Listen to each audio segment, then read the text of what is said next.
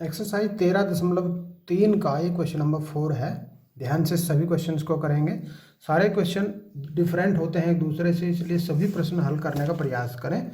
समझिए ध्यान से। ओके, एक बहुविकल्पीय प्रश्न का उत्तर देने में एक विद्यार्थी या तो प्रश्न का उत्तर जानता है या वह अनुमान लगाता है। मान लें कि उसके उत्तर जानने की प्रायिकता 3/4 है और अनुमान लगाने की प्रायिकता 1/4 है। मान लें कि छात्र के प्रश्न के उत्तर का अनुमान लगाने पर सही उत्तर देने की प्रायिकता 1/4 है। तो इस बात की क्या प्रायिकता है कि कोई छात्र प्रश्न का उत्तर जानता है, यदि यह ज्ञात है कि उसने सही उत्तर दिया है। तो देखिए यहाँ हमें घटनाएं माननी पड़ेंगी। माना घटनाएं हम मान लेंगे इस प्रकार से कि एक मान लेंगे E1 में हम ऐसा मान लेंगे कि विद्यार्थी प्रश्न का उत्तर जानता है। प्रश्न का उत्तर जानता है। सारे क्वेश्चंस में यही काम करना है आपको। पहले घटनाएं मान लेनी पड़ेंगी और तब देखना बहुत आसानी से सवालों को इनको आप कर लोगे। प्रश्न का उत्तर जानता है E1 घटना। फिर E2 घटना ये मान लेंगे कि वह अनुमान लगाता है। अनुमान लगाता है कौन? विद्यार्थी। और एक घटना ए हम ऐसी मान लेंगे जो सही उत्तर देने की घटना होगी। सही उत्तर देने की घटना। 3 घटना हमने यहाँ पे मान ली। ठीक है, अब क्या करेंगे हम? प्रोबेबिलिटी ऑफ E1 निकालेंगे। प्रश्न का उत्तर जानता है, इसकी प्रायिकता दी है कितनी? तो 3/4 दी है। और अनुमान लगाने की प्रायिकता भी दी है E2 1/4। अब हमें चाहिए PA/E1। तो ये A/E1 क्या है? ये है प्रश्न का उत्तर जानते हुए सही उत्तर देना। तो बताइए, जब कोई प्रश्न का सही उत्तर जानता है तो क्या वो सही देगा उत्तर उसका? बिल्कुल हमेशा ही सही देगा। जब उसका उत्तर जानता है तो देगा ही। अगर आपसे कुछ पूछा जाए, आपको पता है तो आप तो बता दोगे, तो उसका प्रायिकता 1 होगी। ये चीज़ इसमें कहीं नहीं मिलेगा, ये ढूंढना पड़ेगा, ये सोचना पड़ेगा।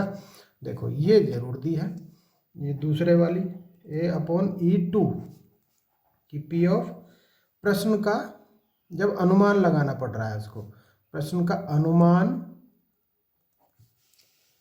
लगाने पर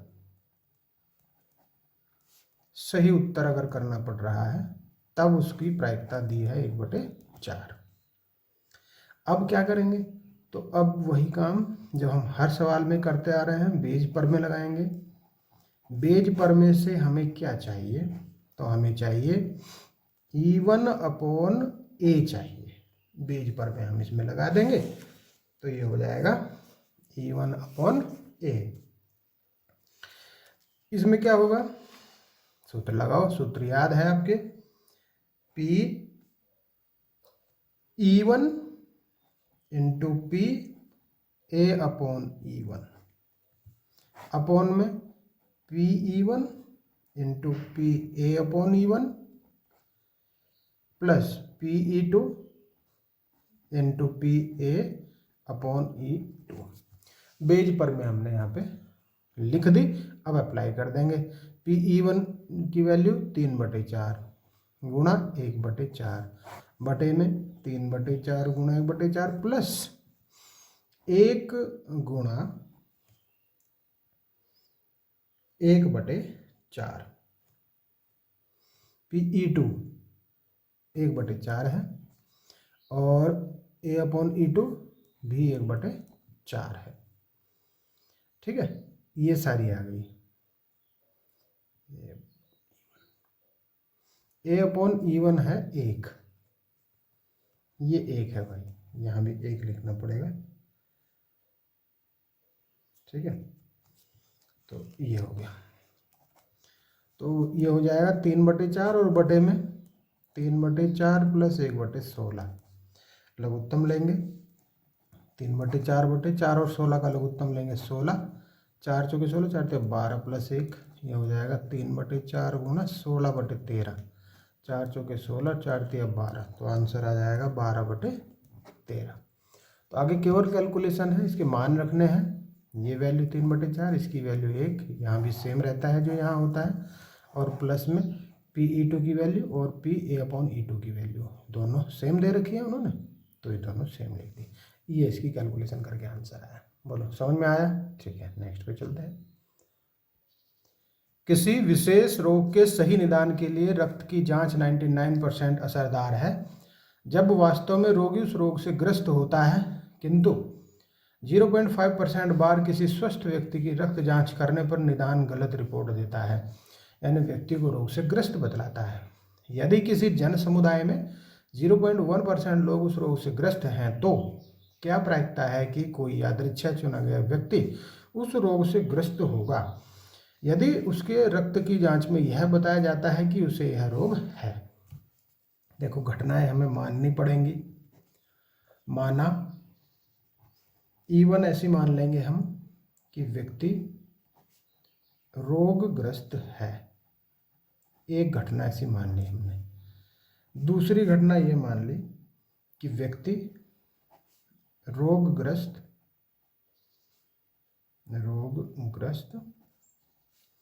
नहीं है, यानी कि निरोगी है, ऐसा सोच सकते हैं।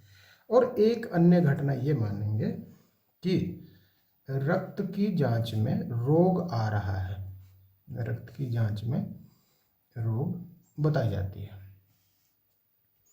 फिर देखो PE1 क्या हुआ, ये हुआ PE1 मतलब व्यक्ति रोगग्रस्त है,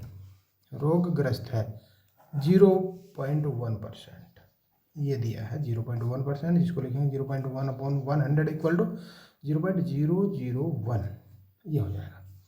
PE2 देखो, ये 1 माइनस PE कर दो, रोगग्रस्त है या नहीं है, तो 1 माइनस 0.001 इज इक्वल टू 0.999 आ जाएगा।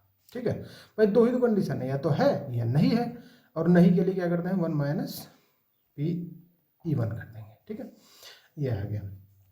अब करेंगे हम PA/E1, मीन्स P रोगी है तथा रक्त जांच में रोग है, रक्त जांच में भी रोग बताया जा रहा है कि है, तो इसके 99% चांस है, तो 99/100 इज इक्वल टू 0.99 आ जाएगा। अब फिर दूसरी A/E2, ये है A/E2,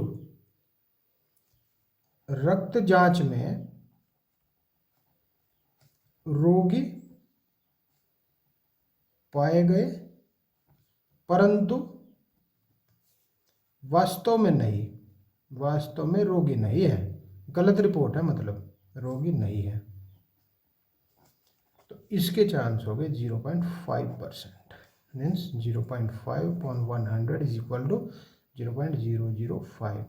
अब चारों प्रोबेबिलिटी हमारे पास हैं जो हमें बेज थ्योरम के लिए चाहिए। ठीक, अब हम क्या करेंगे, अब हम लगाएंगे बेज प्रमेय। बेज प्रमेय में हमें निकालना है PE1/A, ये निकालना है। इसके लिए सूत्र लगाओ, PE1 इंटू PA/E1 अपॉन में PE1 इंटू PA/E1 और प्लस PE2 इंटू PA/E2। सारी वैल्यू हमने ज्ञात कर ली है, सबको एक बार भरो। PE1 कितना है, तो 0.001 है, A/E1 है 0.99, और अपॉन में एक तो यही लिखा जाएगा, प्लस ये वैल्यू देखो PE2 0.999 इंटू A/E2 0.005, ये आ गया। अब इसे करना है सॉल्व। देखिए मल्टीपल करेंगे तो 9 ही आ जाएगा, लेकिन 3 और 2 5 प्लेस छोड़ने पड़ेंगे पॉइंट से पहले, 5 प्लेस होगी अपॉन में, ये भी सेम 0.00099 प्लस इन दोनों का मल्टीपल कर देंगे जो कि आएगा 0.004995 आ जाएगा। चलिए जोड़िए, ऊपर वाला सेम लिखेंगे अभी, इन दोनों को जोड़ेंगे और जोड़ने पर ये आएगा 0.005985। जोड़कर आप देख सकते हैं पॉइंट यहाँ भी 5 प्लेस हैं और यहाँ कितने हैं, यहाँ है 6 प्लेस, 2 2 4 2 6, तो एक जीरो और बढ़ा लेंगे तो ये हो जाएगा 990 और ये हो जाएगा 5985। इसको किससे काट सकते हैं, 5 से काट सकते हैं, तो 168 आएगा और नीचे 1197 आ जाएगा 5 से काट के। और ज़्यादा काटना है तो किससे कट सकता है, 198 आएगा भाई, ठीक से करना है ना, 198। इसके बाद फिर 7 दूनी 14, 5 9 से कट जाएगा, 9 दूनी 18, 9 दूनी 18 और 9 से ये कट के आएगा 133, तो 22/133 आपका आंसर आ जाएगा। ठीक है, तो ये हो गया आपका, थोड़ी सी कैलकुलेशन है इसमें, ज़्यादा इसमें कोई दिक्कत है नहीं। अब आ जाते हैं क्वेश्चन नंबर 6 पर। 3 सिक्के दिए गए हैं, एक सिक्के के दोनों ओर चित्त ही है, दूसरा सिक्का अभिनत है जिसमें चित्त 75% बार प्रकट होता है और तीसरा अनभिनत सिक्का है।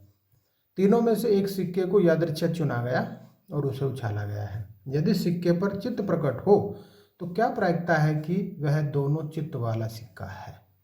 ठीक है, देखिए यहाँ हम घटना मानेंगे 3, E1 E2 E3 और एक और घटना मानेंगे A। कुल मिला के 4 घटना हो जाएंगी। क्यों? क्योंकि यहाँ है 3 सिक्के, इसलिए 3 सिक्कों की 3 घटनाएं, और 3 सिक्के भी कौन कौन से, एक E1 जो माना गया, सिक्के के दोनों ओर चित्त है, एक घटना।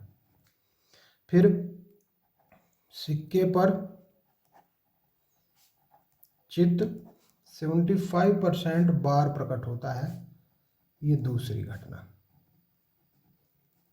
और देखो E3 सिक्का क्या है, अनभिनत है, अनभिनत मतलब 50% चांस वाला। और A है सिक्के पर चित्त प्रकट होना, ऐसी हमने घटना मान ली, सिक्के पर चित्त प्रकट होना, ये घटनाएं होगी 4। अब इन सब की प्रायिकता ज्ञात करेंगे। तो PE1 देखो क्या आएगा, सिक्के के दोनों ओर चित्त है, तो पहले तो यही है कि प्रोबेबिलिटी क्या हुई, तीनों सिक्कों में से छांटने की। 3 सिक्के हैं, एक छांटना है 1/3, फिर ये भी 1/3, 3 सिक्कों में से दूसरा सिक्का छांटना फिर 1/3 और तीसरा भी छांटना तो भी 1/3। और PA/E1 क्या होगा, तो ये होगा सिक्के के दोनों ओर चित्त, सिक्के के दोनों ओर चित्त, ये हो जाएगा 1। क्यों? क्योंकि जब दोनों ओर चित्त है तो चित्त 2 और टोटल भी 2, इसका मतलब 1। A/E2 P सिक्के पर क्या हो, 75% बार प्रकट होना, सिक्के पर चित्त 75% बार प्रकट होना, यह आ जाएगा 75%, मीन्स 75/100, ये हो जाएगा 3/4। और A/E3 ये अनभिनत सिक्का है, अनभिनत सिक्का,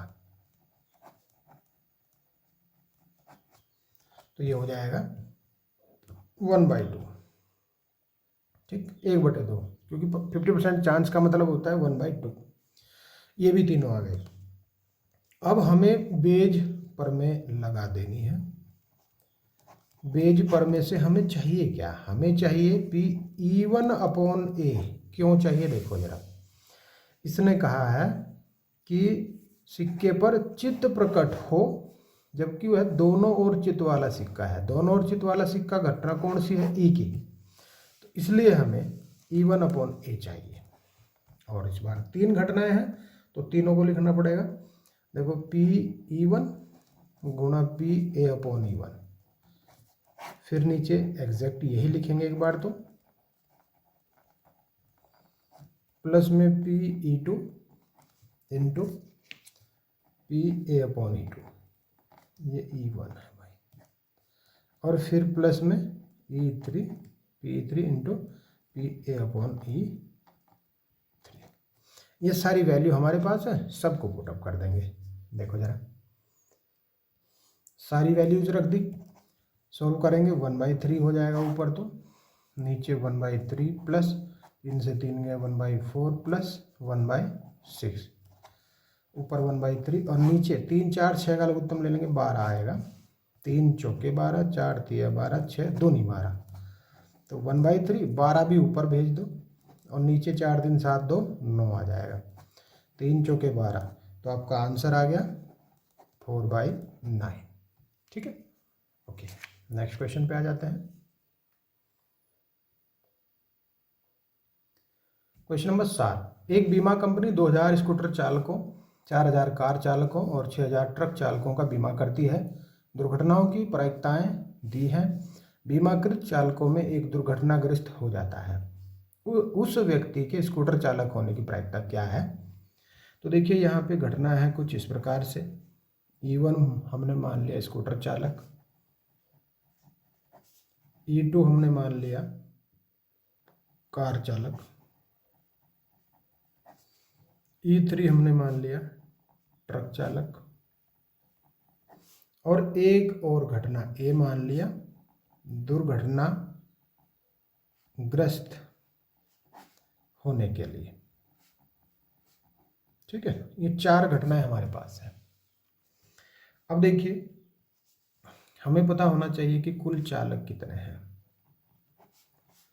2000 स्कूटर चालक, 4000 कार चालक और ट्रक चालक कितने हैं? 6000। सबको जोड़ दो, 2 4 6 6 12,000 हो गया। ठीक है, इसका मतलब E1 क्या आएगा? तो 2000 चालक 12,000 में से यह जाएगा 1/6, तीनों जीरो कट जाएंगे, 2 एकम 2 6। ठीक है, PE2 4000 12 में से 1/3, PE3 6000 12,000 में से 1/2, तीनों आ गई। अब हमें क्या चाहिए? अब चाहिए PA/E1। ये है क्या? ये है स्कूटर चालकों के दुर्घटना की प्रायिकता। तो ये हो जाएगी, दिया है इसने 0.01, और PA/E2 ये है कार चालकों की दुर्घटना,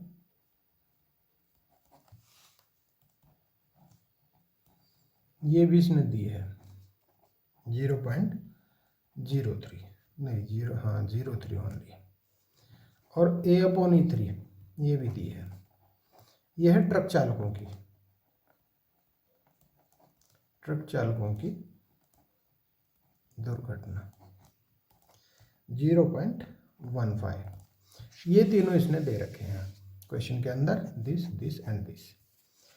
तो हमारे पास सारी कंडीशन आ गई। बेज पर में लगाने के लिए सारे अवयव हमारे पास हैं, सारी प्रोबेबिलिटी हमारे पास है।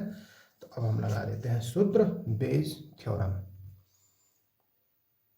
बेज पर में से निकालना है हमें P, किसके सापेक्ष से देखना है हमें? इसने कहा है बीमाकृत चालकों में से जो स्कूटर चालक होने की प्रायिकता है, मतलब हमें E1/A ही चाहिए, क्योंकि स्कूटर चालक हमने E1 माना था।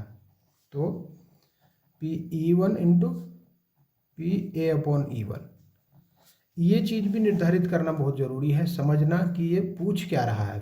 फाइनली E1 पूछा है, E2 पूछा है, E3/A पूछा है, जो भी है तो स्कूटर के लिए E1 थी, इसलिए E1 अपॉन ए। पूरा सूत्र लिख देंगे, A upon E1 plus P E2 into P A upon E2 plus P E3 into P into A upon A3, ये लिख दिया। सारी वैल्यू भरो, तो 1/6 और ये है 0.01, 1/6 और 0.01 यही रहेगी, प्लस पी E2 है 1/3 और 0.03 प्लस ये है 1/2 और ये 0.15। अब इसको कैलकुलेट कर दो, ये हो जाएगा 0.01 अपॉन 6, यहाँ भी 6, 3, 2 का लघुत्तम लेंगे 6 आ जाएगा, तो ये तो 0.01 रहेगा, प्लस 3 दूनी 6 है, तो 2 में इसमें गुणा कर देंगे 0.6 आ जाएगा, 2 तिया 6, 3 की इसमें गुणा कर देंगे 0.45 आ जाएगा। इस 6 से 6 पूरा कट जाएगा, ऊपर बचेगा 0.01, नीचे भी इन सबको जोड़ देंगे हम, 6 और 1 7, 45 और 7 52 होते हैं। अब क्या करेंगे, पॉइंट को हटा दीजिए, तो 1/52 आ जाएगा। ठीक है, तो ये कैलकुलेशन हो गई। बहुत आसान सवाल। नेक्स्ट क्वेश्चन पे आ जाते हैं। क्वेश्चन नंबर 8, एक कारखाने में ए और बी 2 मशीनें लगी हैं। पूर्व विवरण से पता चलता है कि कुल उत्पादन का 60% मशीन ए और 40% मशीन बी द्वारा किया जाता है। इसके अतिरिक्त मशीन ए का 2% और मशीन बी का 1% उत्पादन खराब है। यदि कुल उत्पादन का एक ढेर बना लिया जाता है और उस ढेर से यादृच्छा निकाली गई वस्तु खराब हो, तो इस वस्तु के मशीन ए द्वारा बने होने की प्रायिकता बताएं। देखिए, E1 हम मान लेंगे मशीन ए द्वारा उत्पादन, और E2 घटना मान लेंगे मशीन बी द्वारा उत्पादन,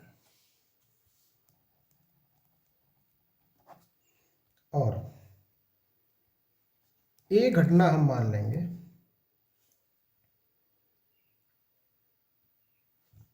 खराब उत्पादन, इनके द्वारा मशीनों के खराब उत्पादन। तीनों घटनाएं हो गई। अब निकालेंगे PE1। PE1 इन्होंने दिया है 60% है, तो 60/100 इज इक्वल टू 0.6 आ गया। फिर PE2 ये मशीन बी का उत्पादन है 40%, तो ये आ गया 40/100 इज इक्वल टू 0.4। अब इसके बाद PA/E1, इसका मतलब P ए द्वारा खराब उत्पादन, ए द्वारा खराब उत्पादन की प्रायिकता कितनी होगी, तो यह इसने दिया है ए का 2%, मीन्स 2/100 इज इक्वल टू 0.02। सारी चीज़ इसने दी है, आपको ज़्यादा दिमाग नहीं लगाना, इसमें दिमाग को स्टोरेज करके रखें। ये 1% दिया है, ये कौन सा है, एक बार लिख देता हूँ मैं, बी द्वारा खराब उत्पादन,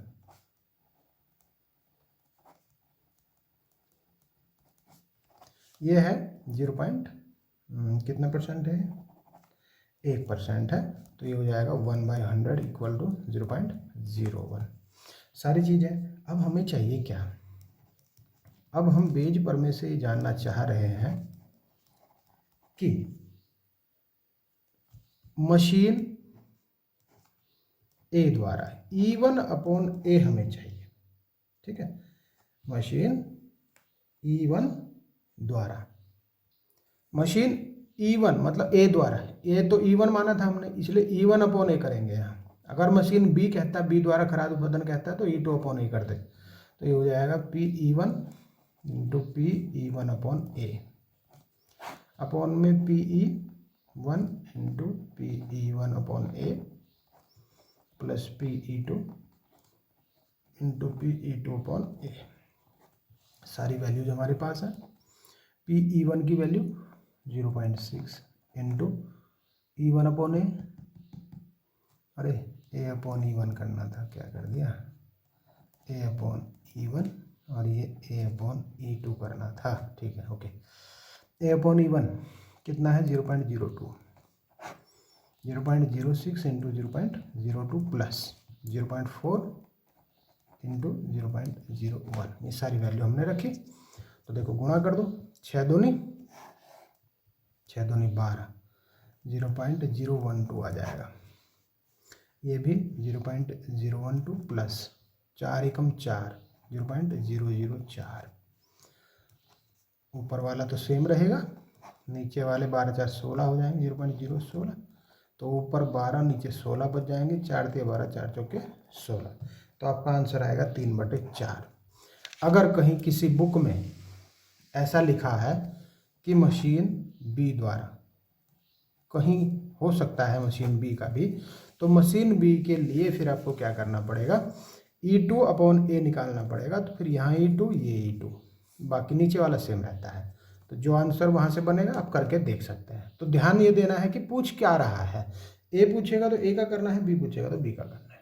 ओके ठीक है, मिलते हैं नेक्स्ट वीडियो में, क्योंकि बहुत लंबी वीडियो ना हो जाए इसलिए हम इसको यहीं रोकते हैं। क्वेश्चन नंबर 9 से दोबारा मिलते हैं दूसरी वीडियो में।